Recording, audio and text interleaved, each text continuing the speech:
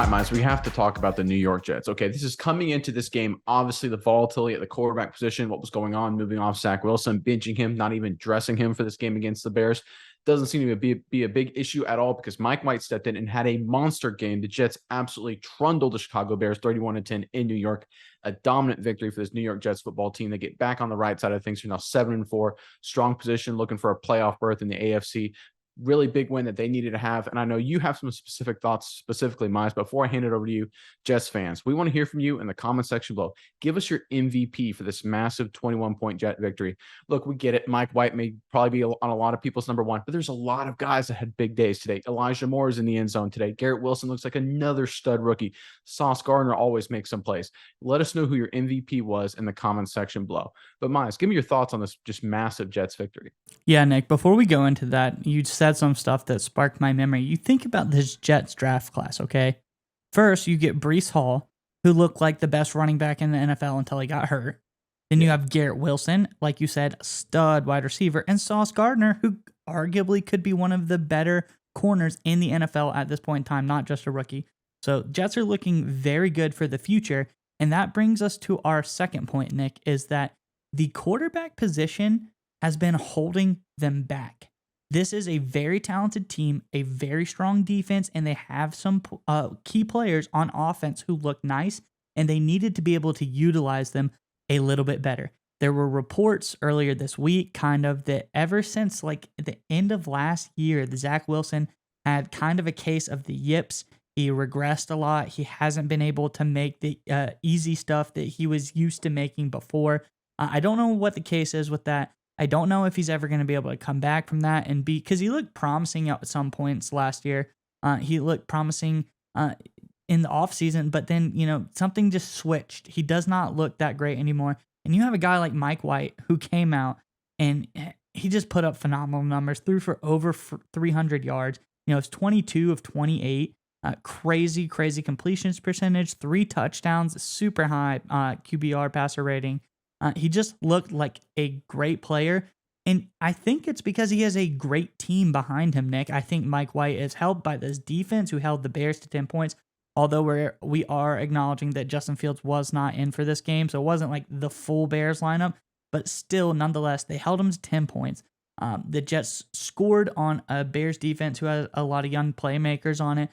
They put up a lot of points. Just overall, very strong team win for the Jets, Nick.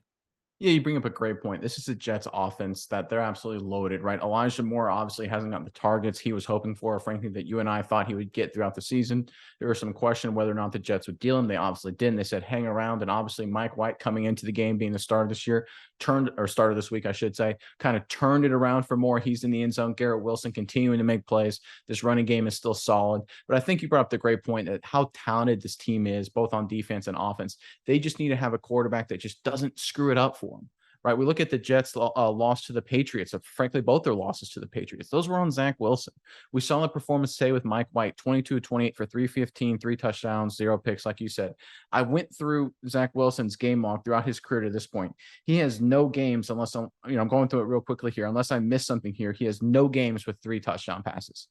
Right, he has no game with a passer rating higher than 101. White today was 149.3, essentially perfect, just shy of perfection. And again, this is how talented this Jets roster can be with solid, capable quarterbacking. No one's saying Mike White is Josh Allen or Pat Mahomes or anything of that level. But with the talent this team has and the ability that they've kind of collected over the past few years, they should be a whole lot better on offense than what they've been, especially last week against the New England Patriots. And Mike White, showed today that with him behind center, with him running this offense, they can be efficient, they can be explosive, and they can score a lot of points, control the tempo of the game. I think moving on from Zach Wilson at this point, look, I know it's one game, but we saw this last year. Zach Wilson struggling, Mike White comes in, starts doing well, they win some games. Now we've seen it again. It's becoming a pattern, it's becoming a trend.